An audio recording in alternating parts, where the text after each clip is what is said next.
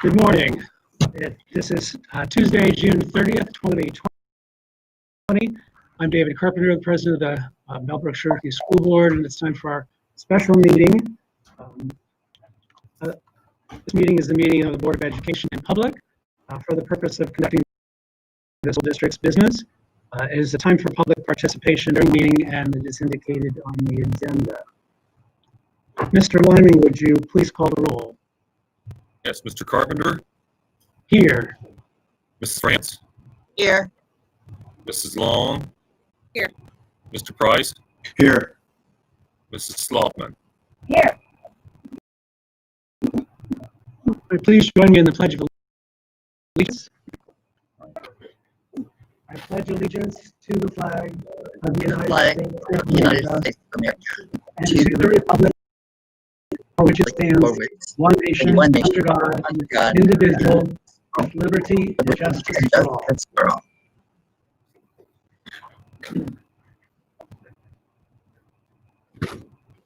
All right, Mr. Levy, can you give us the treasurer's report, please? Yes, could I get a motion to approve a $100,000 appropriation increase for the athletic fund for the 1920 fiscal year, which is the one that ends today. And I will explain that once we get it on the table. All right, do we have a motion? Mrs. Grant? Second. Mrs. Sloughtman? It's just a bookkeeping thing. I always go conservative on my budgets for athletics because it's driven so much by gate receipts. So I budget a small amount. As we get toward the end of the year, I have to increase that to make the appropriations balance expenditures that we had. So it's just a bookkeeping thing. All right, any questions associated with that? All right, please call the roll. Mr. Carpenter? Yes. Mrs. France? Yes. Mrs. Long? Yes. Mr. Price? Yes. Mrs. Sloughtman? Yes. Motion passes.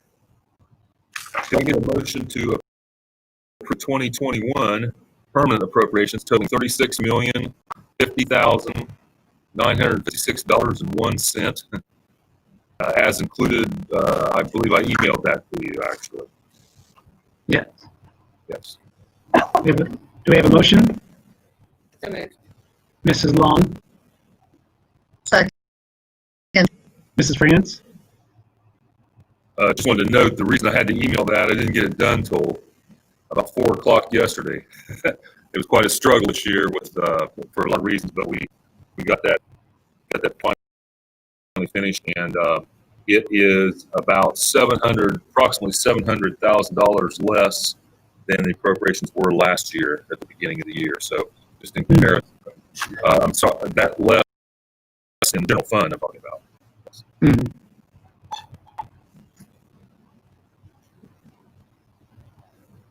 All right, any other questions, comments? All right, please call the roll. Mrs. France? Yes. Mrs. Long? Yes. Mr. Price? Yes. Mrs. Sloughtman? Yes. And Mr. Carpenter? Yes. Motion passes.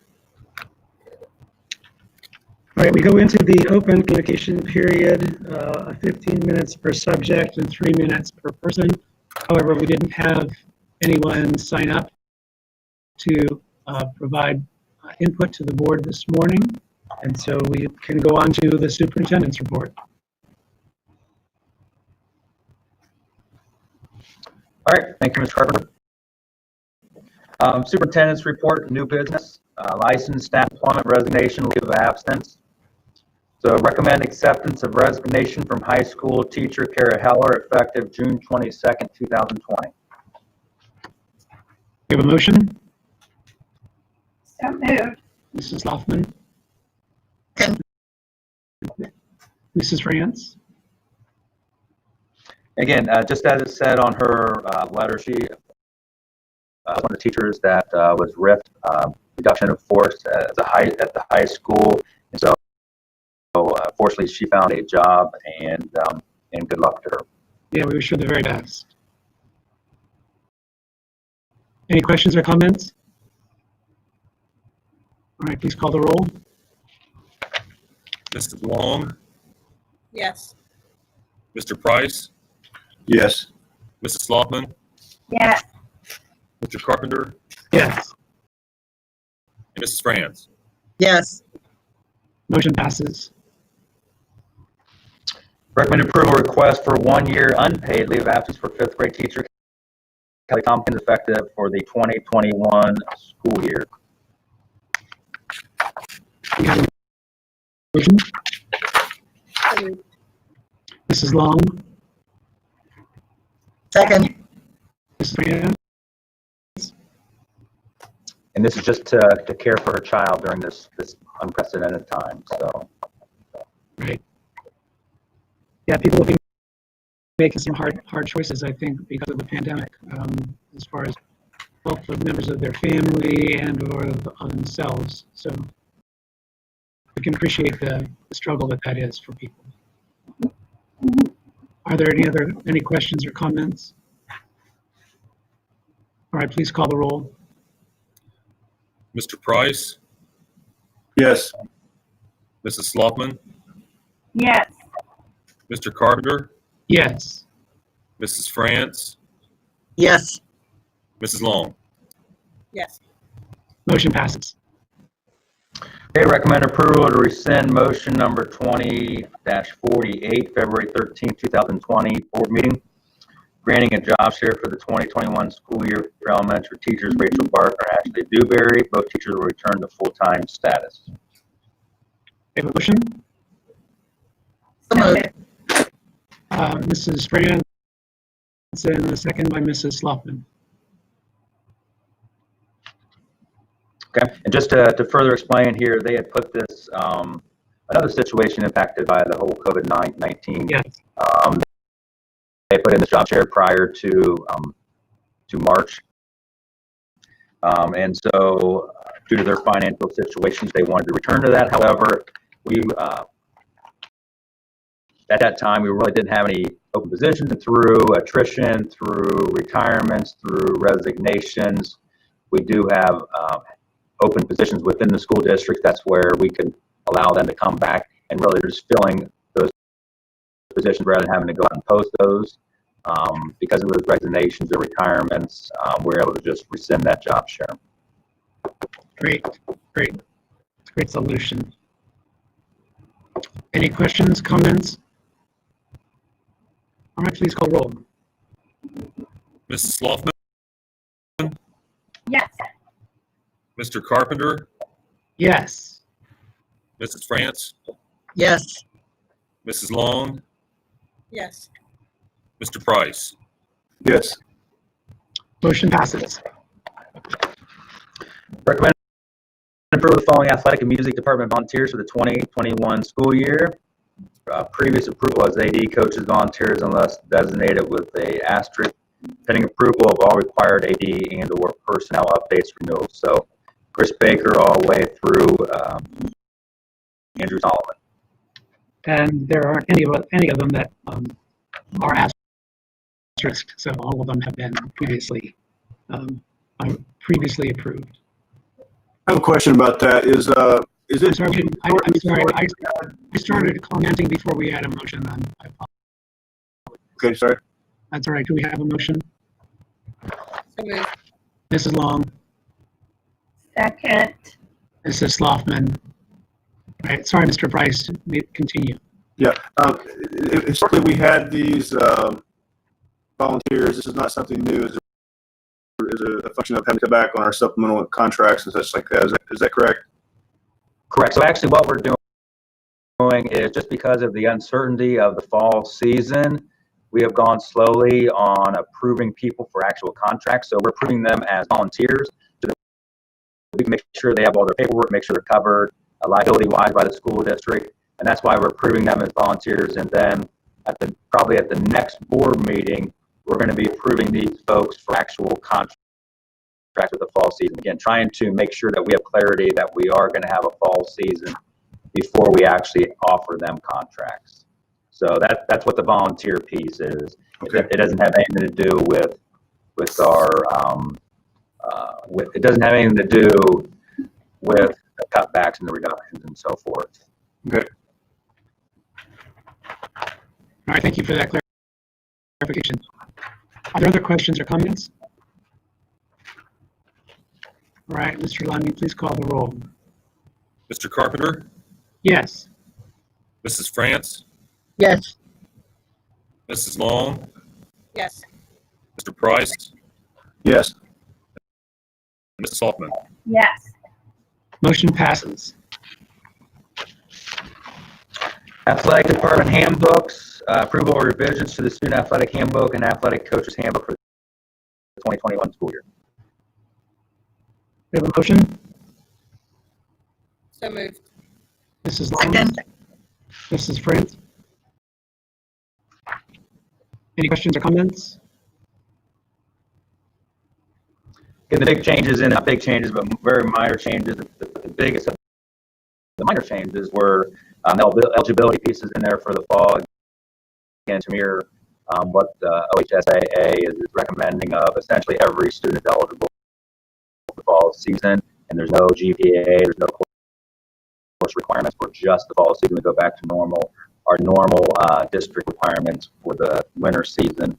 And then because of the phase 4 reduction with the levy failure, the high school fees are $300, middle school fees are $200. Those are increases from $150 with no family cap. And those are all changes that we've previously approved for either cost or for policy. Yes. Other questions or comments? All right, Mr. Lemming, please call the roll. Mrs. France, Yes.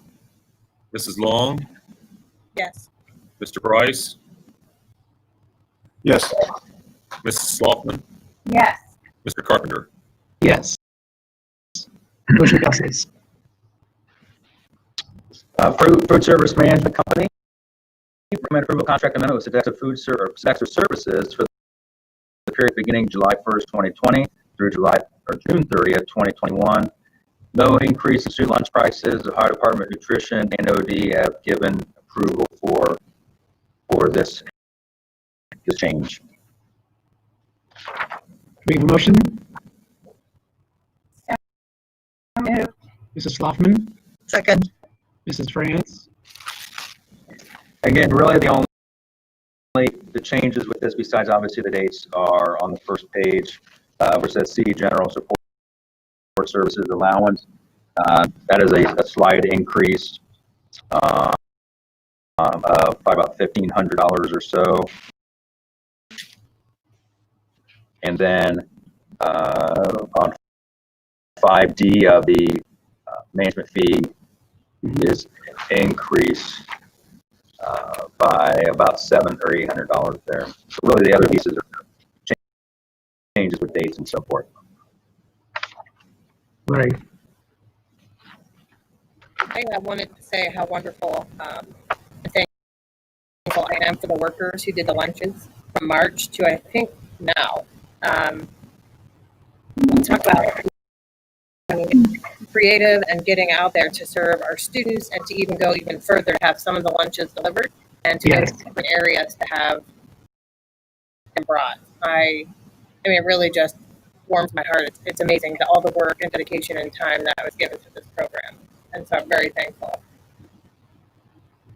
Jennifer Hayner did a fantastic job of stepping up to the plate, and really right from the beginning of providing food services for our students, down Stephen Bell and actually out in the neighborhood. So they've done a fantastic job. And being outside, whether it was raining, I don't think it was snowing at any point, but raining or sleeting or blowing, windy, they're out there providing a great service to our students. Don't Yeah, forget the Sahara Sand. I'm sorry, Karen? Don't forget the Sahara Sand. Oh, yeah. Yeah. And I was chatting with them one day when they were out there in it was torrential type of rain, and they were undaunted. Yeah, and it's just incredibly admirable. I echo Mrs. Long's comments in this regard. That's really par for the course for them. They do a fantastic job throughout the school year. So not a huge, very appreciated, but not a surprise that they stepped up and just took it on and did a fantastic job. That's what they do. Yeah. So. They would talk to the students and say that they missed them. They would talk to them by name and ask them something. And I heard from a lot of different parents, like especially when this first all started in March, April, that this time was their one activity to get out of the house and see people and how much they looked forward to it. Mhm.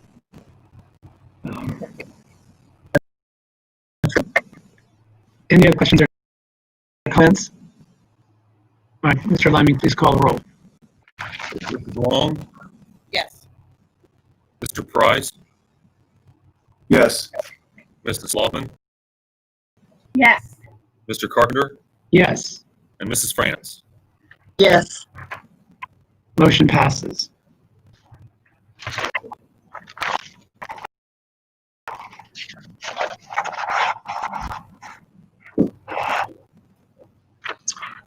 All right, so the next piece here, and I will start out here, Mr. Lyman. Don't, if you have a chime in at any point in time, more welcome to do that. So really, district finances is really to explain the levy resolution that will be on each year. That's the next piece. So as Kevin and I in the district, Kevin and I were looking, Kevin Limey and I were looking at all the options here and trying to weigh between, emergency levy, new money levy. That's really what this boiled down to at the end here, even though at the early stages, the income tax was explored also briefly. But really putting all those things together really came down to emergency levy, which is a limited term levy, and a new money, which can be limited also, but continuing.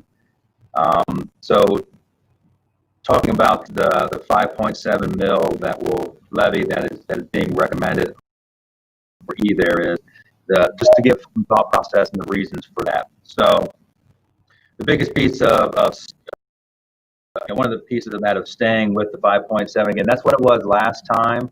And essentially that was the effective millage from the previous time, even though it was a replacement levy, the effective millage was right around 5.7 mils. So that's been the need that we've had, and that's been a pretty consistent need. So we did have state cutbacks, as we all know. That really, as that all shook out, we were reduced to take into account the CARES Act funding from the federal government, and then some additional reductions actually from the state. We were cut about 11% from the state at the beginning. The state took in consideration the CARES Act, the federal money that we received, and then really no district in the state had a higher than 6% reduction in their entire, again, this isn't a prorated piece, this is for the entire school year budget. So we were at the 6% level. So that ended up being about $359, somewhere in that range, $1,000 reduction rather than the $659 that we were essentially looking at for FY19 and FY20. And again, it wasn't prorated, but it was brought down in late April, early May there. So you take that into consideration, $350,000, and the state is also through things that we're hearing and so forth that we're getting reduced by 10% next year. That is not anything official. However, tomorrow is the first day of the fiscal year, and we still don't know what our budget is for next year. So again, just to reiterate that, the state, we're in fiscal year FY21 next year, and the state hasn't told us what our budget is for next year. So again, extremely difficult to budget when you don't even know what your budget is on the first day of the budget year. So, but those are the kind of challenges that we have with the state. And so we're looking at a projected $600,000 reduction for next year. So if you add those two together, it's almost $1 million or so. And so again, I'm trying to give you the background of how we came up with the 5.7 mil levy. So you add that, plus as I was just saying, the state is not going to bail us out. They've actually gone the other way. They're actually, obviously reducing our money, and there's nothing in the near future that would say the state is going to increase our money. get a bet on which way we were going to be decreased or increased, obviously, I would bet on they're going to decrease our money. So the state is not going to save us. Therefore, it's up to local communities, our local community, to support the school and to put in that piece there, because the state is not going to take care of us. They're not going to bail us out. Other pieces that is, obviously going into the March ballot, I had an extremely good feeling that this levy was going to pass. We were crescendoing at the right time. The information was out there. I thought overall we did a really good job of communicating the information. That was the feedback we got from the previous election, that the communication was not good enough. So again, we took every possible way to increase our communication, engagement with the community, to answer all those questions.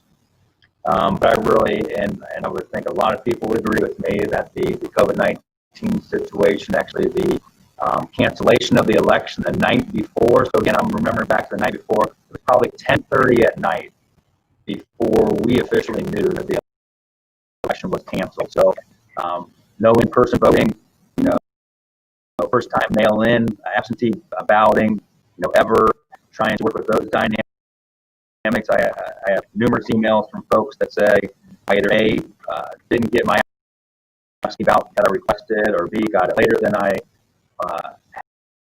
had, or I couldn't vote, or so numerous concerns and issues with that. And we had decreased our amount that we had failed by from probably over 1,000 to about 300 or so votes. So that gap was decreased. And I really believe if the COVID-19 and the levy or election was not postponed, I really think it would have passed. And so, so other pieces, of the 5.7 mil levy, it really provides financial stability because it is a continuing levy. We will still, if you looked at a limited term levy, we will still need that money in 5 years. Our costs, no matter how much we are reducing by, costs continue to go up every year. That's just reality. And so especially if it's over $3 million, I couldn't see us in 5 years not needing that $3.3 million and just letting it essentially roll off. The other pieces, I think as we need to be consistent, or we need to be thorough in our messaging out there of, here are the ramifications if the levy doesn't pass, and make sure that those things are out there. And also, these are some of the things that we're going to bring back if the levy does pass, because we are getting money at the same time that we would have received it if the levy would have passed in March. However, our financial situation, even though with passage of this levy at the end of 5 years, we're in the black, we're not in the black by a lot. And the state, through that auditor's Ohio Performance Team audit, they recommended us having a minimum of $3 million. And so even with the passage of a levy, if you look at a 5-year forecast, we're barely in the black, probably in hundreds of thousands of dollars, not millions. So when you're trying to run a $30 million school district, and with all the appropriations, we talk about federal and everything else, $36 million, when you're dealing with hundreds of thousands of dollars left, that is not a lot of money when you're trying to meet payroll and so forth. So, I would recommend bringing a small number of items back for if the levy passes, bringing some back for this school year. A lot of the personnel pieces cannot be brought back because you're in the middle of the year. There are things like the possibility of supplementals being brought back, because those could be brought back at any time. But that also is, quote, saving us money, because those are reductions that would still be on the books for this fiscal year. And then the possibility of not bringing back every single thing for FY21, or some of those items that we have on there were things such as Chromebook purchases that we just pushed out a year. So that's still coming up in the next year. So, those things definitely be in there also. The other piece with having a new levy, it does grow with new housing as the housing continues to be built in our area. This does grow just a little bit through that new money. Kevin, Kevin Liming, I know I've talked a lot here today. Did I leave anything out or anything you would like to add? No, I agree with everything you said. I would just say one of the real pieces I was thinking about is that we did a lot of we made a lot of speeches and things to get the word out the last time. We were all over the place in homes and at the high school and churches all over. So I think it would. One advantage, I guess, of going with the same thing we had last time is that we don't have to start from square one on the education process again. Like if it's a new kind of levy in a different time period and maybe raising a different amount of money and all these things, it's going to require a lot of education of the public.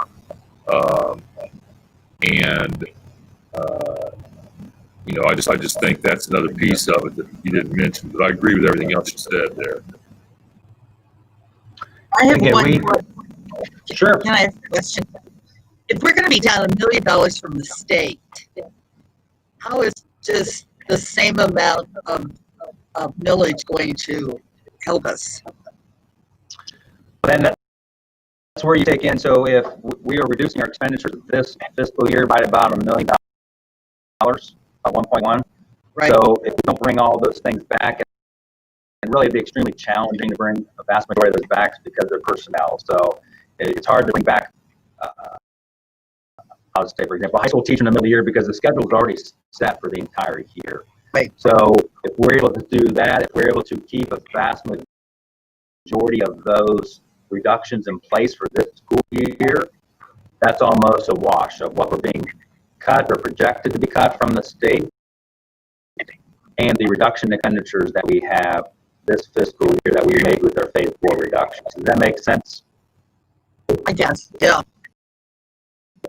Then we're anticipating that after next year, the state funding is supposed to return back to its current, its pre-COVID level. That's that no one will officially say any of that, but that's what they have been. I mean, that's what rumor is, or that's the word. All right. Yeah. Okay. I participated in a webinar where it was put on by treasurers and former treasurers, school treasurers, and they said, because the one question we had is, how do we do our 5-year forecast? We'd like, is there any way we can give us some guideline, maybe we can all do it the same way. And they said, well, I would predict 10% cut next year, and then the following year for it to return to the levels this year before we received our cut.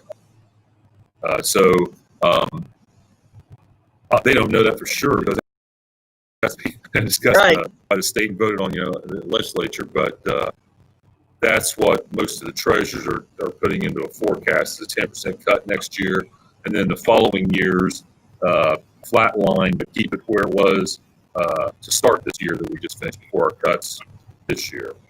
Okay.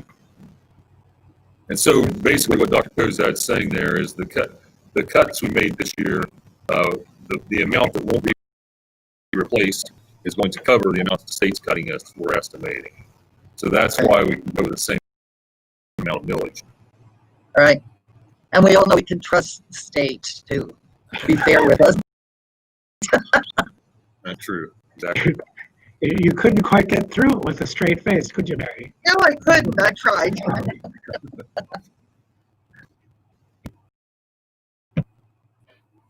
So I really don't have anything else other than what Dr. Kozad's already said.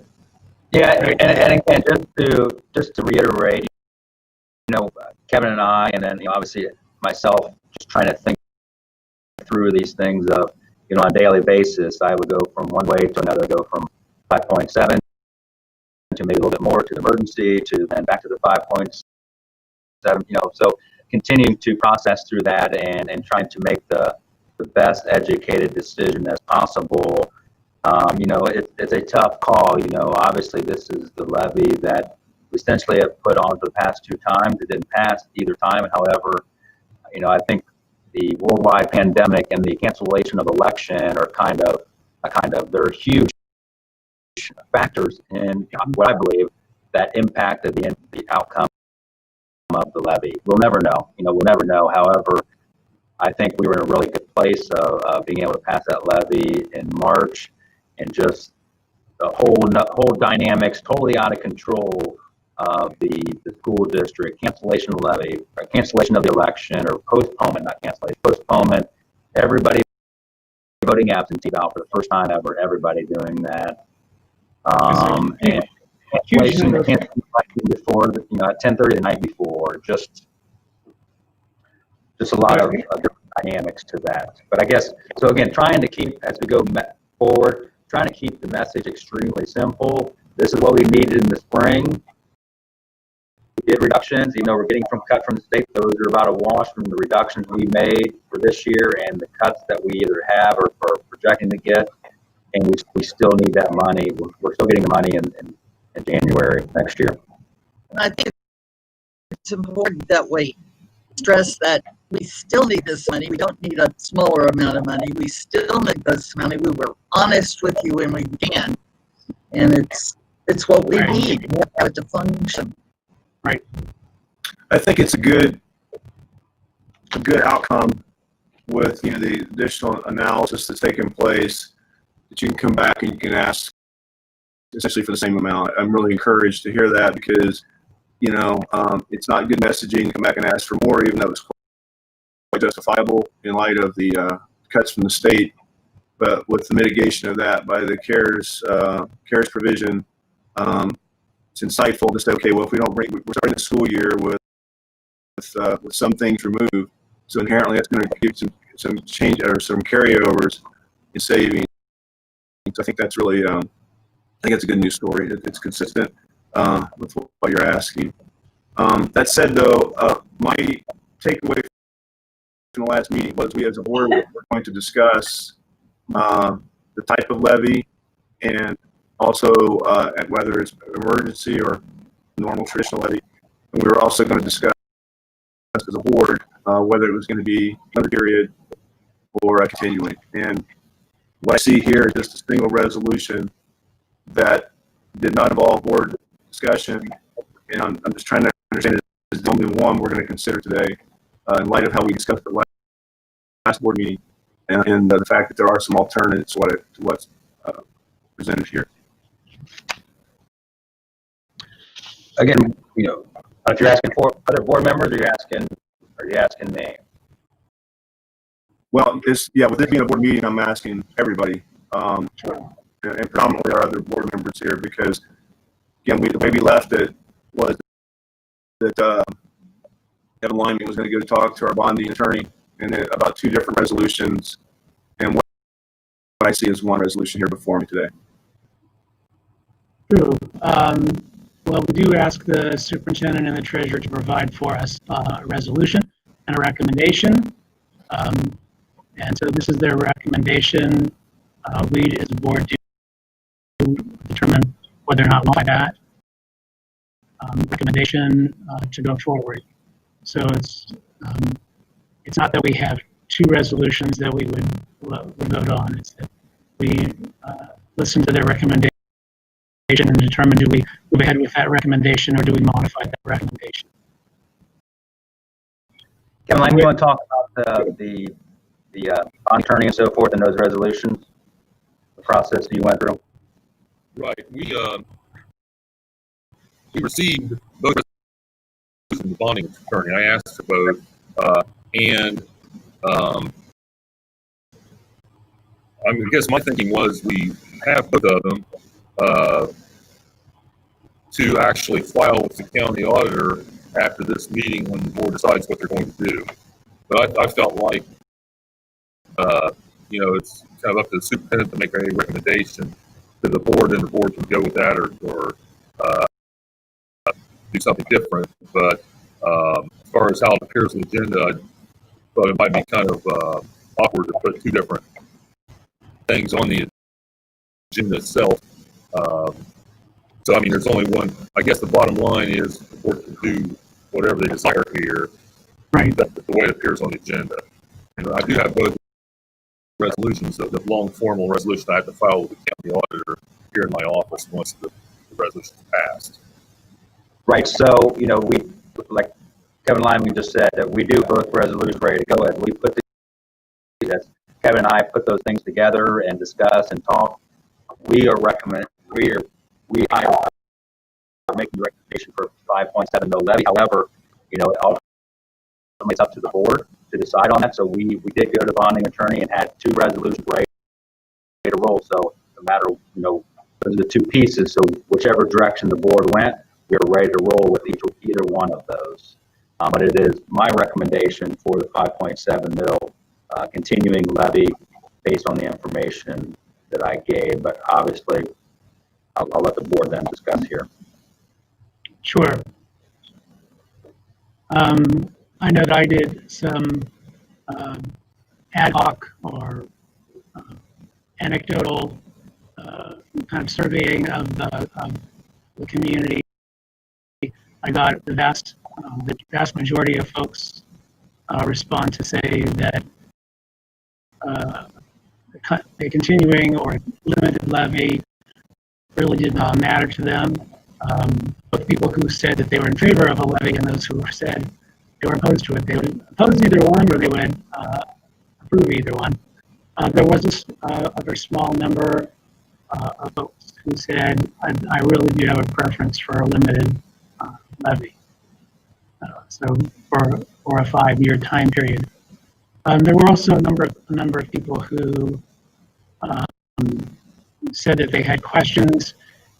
Interestingly enough, questions that we had addressed during the last campaign, pretty heavily, like how does a levy work? Why do we need a levy every 4 or 5 years? Have we had anybody check on our spending patterns, and are we using our money wisely?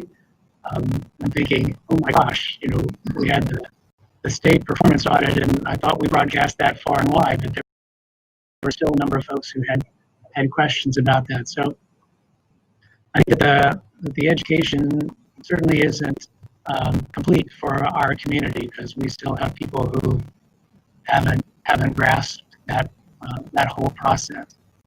I think that gives us an opportunity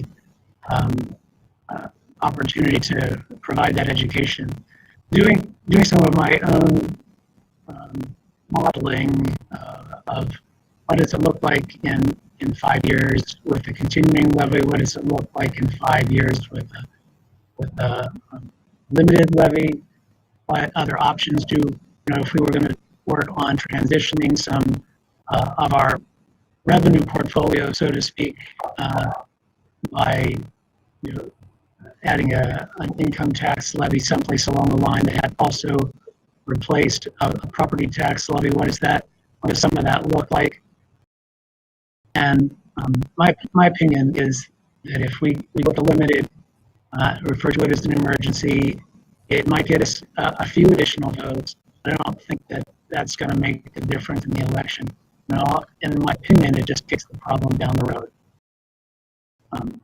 So I'm in favor of going with a continuing levy. David, it's obvious, with the survey that you did, that it's not scientific. It's Absolutely. People are going to reply to that are people probably that were keenly affected by the levy. Those with children that have an intense concern with this.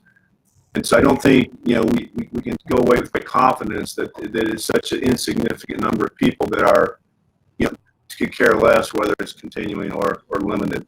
But I would acknowledge it's not statistically thorough by any stretch of imagination. It's anecdotal evidence, which is something that each of us have our own circles that we go to say, what are you thinking? Just so we can get a pulse of what's going on in the community. I mean, that's. But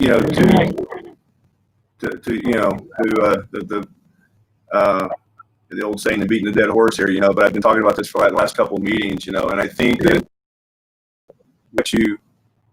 what we know is the levy that's going to be proposed here has failed for whatever reason. And I think, because I agree, I think if we had not had COVID, I think it would have passed. Okay, I really think it would have passed. That said, COVID isn't in the rearview mirror. It's if anything, we see a resurgence of it. We're going to see people that are still very concerned about economic situations, and for them to, one, sign up for permanent levy, and two, not quite get the messaging that we want to send, that we are faced with an emergency for our school district right now. The projections out through, was it 2023? I think it was, Kevin Leming, we're going to have $400,000 in the bank after some rather draconian cuts that will continue. The busing, I'm sorry, go ahead. I said it'd be 2022 at the June 30, 2022. We're estimating a $400,000 carryover. Right. Okay. So I was a year more optimistic than I should have been. So yeah, I think we have an emergency, and that's even though we've done had to do these draconian cuts. So I think if we paint this as anything other than just a normal levy that we go back to the voters with, I think we are putting ourselves at significant risk for failure. And then we have a catastrophe. We already have a catastrophe, but we're just going to, just put some more on top of it. So I really think the messaging that needs to be conveyed is what our situation is. The way you do that is you call it emergency levy. I don't think it requires a whole lot of explanation with people. Most people, when you say fire, they get it. So if we say emergency, I think they'll get it. We're in an emergency situation for our school district. And if we do not use that term and we just come back with the same levy that fell twice, we're rolling the dice. And we may have a pretty sour outcome come early November. And so that's, said it. I'll leave it at that. Y'all heard me. And if you have questions, I'm happy to respond to it, but I guess I don't really need to say much more. I've done my best to explain it. And that's that. That question, what I have found is there's the people that are going to vote no, and then there's people that are going to vote yes. So by changing the wording in some of our funding and calling it an emergency levy, who are the people that are going to now vote yes that didn't vote yes before? I think one person knows. It's called God. That's the only answer that we don't know. We don't have a keen insight into this. And what David said, we all operate within certain realms, of social contacts and whatnot. And I just know that I've heard more than once from people that they were fundamentally opposed to a continuing levy. But all that aside, again, what I really want to, foot stomp here, emergency is the term anybody's going to understand. And I think the bucket of water that's coming, in August when we go back to school, when people really realize, yes, some of those freshman teams are gone. Wow, I really do have to take my kid to school now. I didn't have to do that. They're going to understand that there are things that fundamentally change. And then when you combine that with the message of an emergency levy come November, I think our chances are increased. I think, right? I don't know. I'm omniscient. I don't know. But I would bet we're going to fare better. It may pass 60-40 anyhow. Okay, if we do emergency versus the normal, maybe it'll go 63-37. I don't know. But if it's right up against the edge, and if 300 votes that are deciding it again, I really think that emergency could help carry the day. And we don't know. We can't know. And, even if we did a scientific or statistically relevant survey, I don't think we would still know. The margin of error would still be mask the nuances of this question. But I just go back to, I think emergency today is an important word to get your attention. If we just say, hey, we're just going to put the same levy back on, I think we're asking for trouble. But that's just my opinion. Well, I think I agree with Dr. Kozad in that in 5 years, if we don't have this money in 5 years, we're really going to be in trouble. We all know what fun it is to put up a levy and to go through all this campaign some consistency to the district, knowing that we will have this funding. Because in 5 years, if we lose 5.7 mils, we're really going to be in trouble. I guess my response to that would be, it's just going to be status quo. This is what we've always done. It's what we're going to continue to do. We're not going to look for alternatives. If you have a limited period levy, as I've used the term before, it's going to light the fire. That we have to do something, because what you said, Mary, is exactly correct. Yeah, you're going off the edge of the bridge, 5 years. So it really lights the fire under our school board, us, administration, and really most pertinently the community, to help seek alternatives to the model that we use in this community for funding our schools, which is a property tax based levy that our auditor came out and talked to us about and said that it is the least fair of any tax that's out there. We penalize those on, we affect, I guess, the better way of saying, most negatively those on fixed incomes, those that are on retired incomes. And we're just going to continue that. There'll be no urgency if we pass a continuing levy. Well, I think that there's definitely an urgency. It'll be forgotten, David. I disagree. It will. If this passes, it'll be just like everything else. It's the nearest fire, and this won't even be looked at for 3 to 4 years, and then we'll be back in the same thing again in 3 or 4 years. So, I think that this is going to be a hot button for us longer term. That's my opinion. I don't think it'll be dropped. I don't plan to drop it.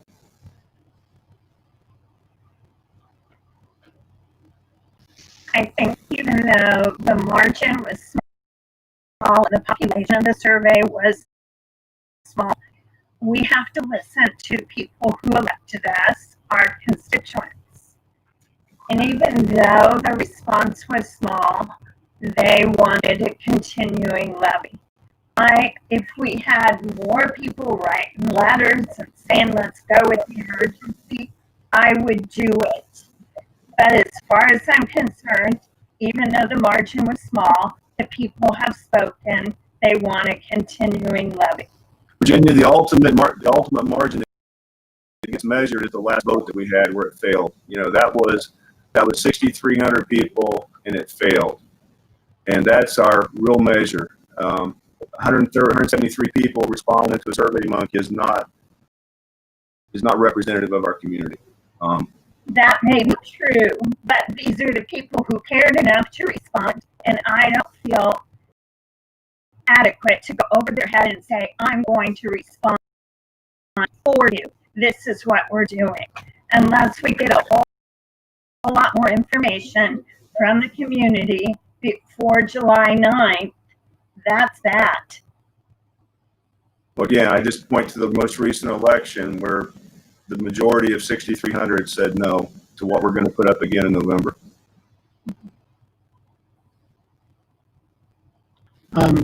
Karen, did you want to weigh in at all? I don't need to put you on the spot, but I think a lot with, I will say, when we talked about, or it was put out there about the kindergarten issue, we received so much feedback. And then after that, or during that meeting, Mrs. Loffman said, please email us about the levy. We want to hear from you. And to my knowledge, the only email I received was a gentleman saying, I'm voting no regardless. And that's a lot to me. And I haven't had anybody say, I would vote yes if it's an emergency levy. But no if it's continuing. So I want the continuing levy.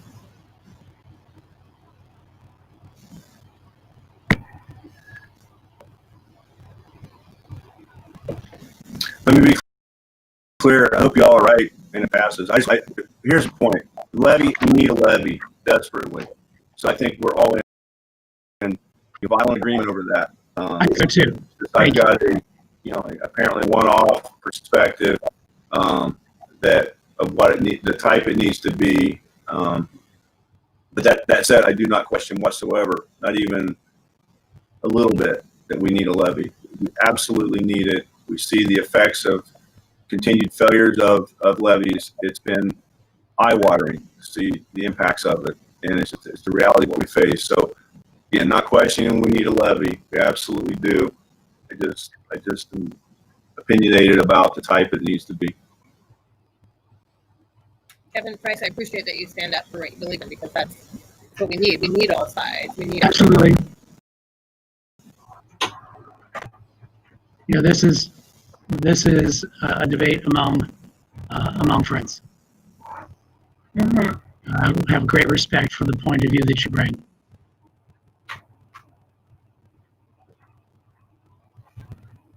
Any other questions or comments?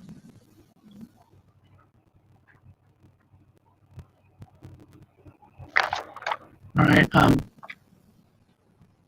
You want to move to the or any other? I know you just said it, Mr. Carpenter, but do you have any other questions or for myself or Mr. Liming? Again, I would agree that just like all of you, that Mr. Liming and I have gone, in our heads back and forth. Do we need this levy, that levy? Will this work? Will that work?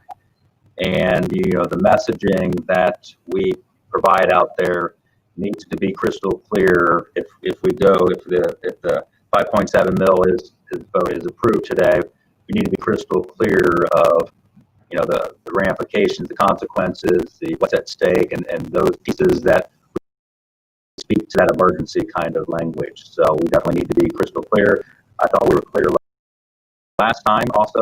These are the ramifications, and unfortunately those consequences are being felt by people in the next school year. Again, this is not a spending problem. This is a revenue problem. Yeah. We do not have a spending problem. We have a revenue problem. I've said that numerous times, and unfortunately, we have to keep on cutting things. By the time this is all done, if we go through with phase 4 cuts and through that throughout the next 2 years is $4.8 million in cumulative reduction. That's a huge amount of money. We're talking about $30 million general budget, the general fund budget. So those are things that are not that are very impactful for our students. They really speak to the well-rounded education that our kids deserve, and just that stability out there also is a huge piece of it. Does anybody know, because this year's going to be a presidential election year, what the increase in voters will be? That up, so I didn't know if anybody knew, because I assume we'll have more voters coming out to vote in November, correct? Sure. I haven't done any analysis on that, but I can, before our July meeting, I can do that and report back what it means for a primary versus a general election. We've had extremely high turnout in our community. So last May it was 44%. This time it was 50%, which is, usually you're talking in the teens or 20s in an off election, but primary is going to be a little bit more than that. But 44 to 50% is extremely high. So I would say it's going to be even higher than that for the presidential. Again, it depends on how the whole presidential thing plays out too, whether it's whether it's still a race at that point or whether it's not. You just never know how those things play out. But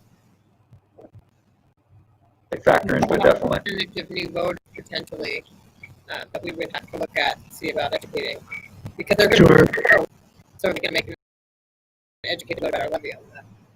Right.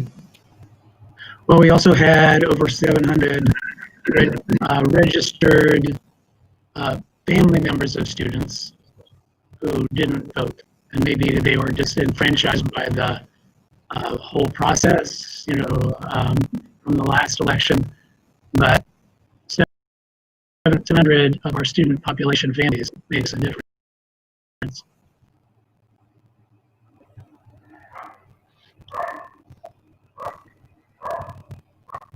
Do we want to move on to E, levy resolution, or any other? Yes, please. Yes. Okay. So E, levy resolution, recommend approval of resolution declaring the necessity of levying an additional tax amount of 5.7 mil in excess of the 10 mil limitation, requesting the county auditor to certify matters in connection therewith, election to be held on November 3rd, 2020 ballot. We have a motion. So moved. Mrs. France. A second. Mrs. Sloughman, Yes. any further? First of two votes here. We need another vote in July. Right. This is to certify the amount. Right. Okay. As far as the resolution, the word continuing could have been included in the resolution, correct? Right. The one that's filed definitely have that in there, and we will put that in the minutes. The formal resolution we got from the bonding attorney, and it will say continuing. Yes. Yeah, I see the resolution itself. I'm sorry, the proposed wording itself has the wording in there, but just the agenda item doesn't have the word continuing listed in it. So. Right. And the wording on the draft that was provided to us also indicates 5.9 mils and not 5.7. And I mentioned that to Mr. Lima already, and that would be adjusted. Right.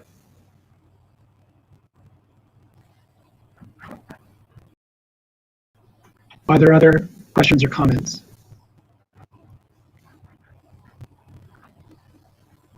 All right, Mr. Liming, please call the roll.